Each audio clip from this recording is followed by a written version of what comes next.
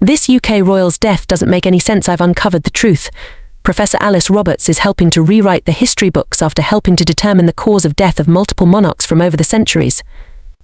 The academic, TV presenter and author last year revealed how King Charles II and Queen Elizabeth I met their ends with the assistance of practising Home Office pathologist Dr. Lockyer.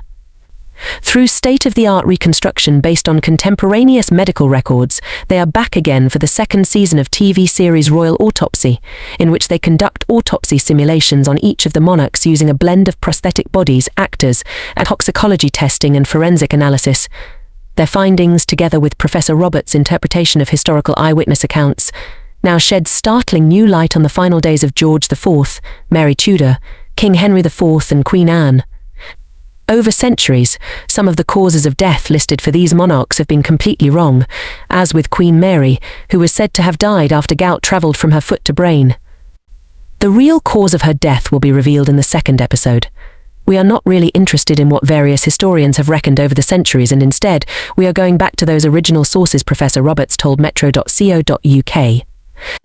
It is important to do this because we've ended up with very strange diagnoses enshrined in the history books, because that's what was written about at the time, but they don't make any sense today, and we are faced with causes of death such as gout travelling to the brain, which doesn't exist.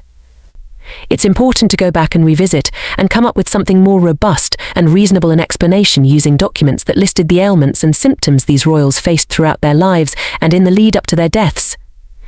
Professor Roberts said it was time to use modern medical science to shed some light on these stories.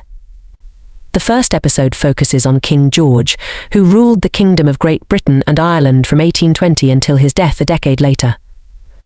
Although he was responsible for iconic architecture projects, like the building of the Royal Pavilion in Brighton and remodelling Buckingham Palace, the monarch was largely ridiculed. Living a life of extreme luxury and excess, the morbidly obese king was forced to marry his cousin Caroline of Brunswick after accumulating debts that totaled around £75 million in today's money. By 1797, his weight had reached 17 stone and his waist later measured 50 inches. He had gout, arteriosclerosis, peripheral edema and possibly porphyria, and spent whole days in bed with acute and serious spasms of breathlessness. In the last 3 years of his life, the king became a recluse and was eventually killed by a huge bleed in his stomach, which followed issues with his heart and liver that were caused by a lifetime of excessive drinking. As Lockyer explains in the show, it was a rapid but not nice way to die. Although the autopsy element of the series might have made some viewers shudder, Professor Roberts said including that helped the show stand out. People absolutely loved it, and we are not shying away from showing it, she said.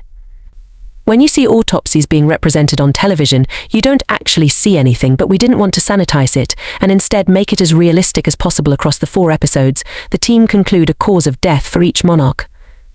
After picking through every single last scrap of evidence, Professor Roberts said she was hopeful the work done for the show was recognized. Yes, it is entertainment and TV, but there is something very serious happening here as well.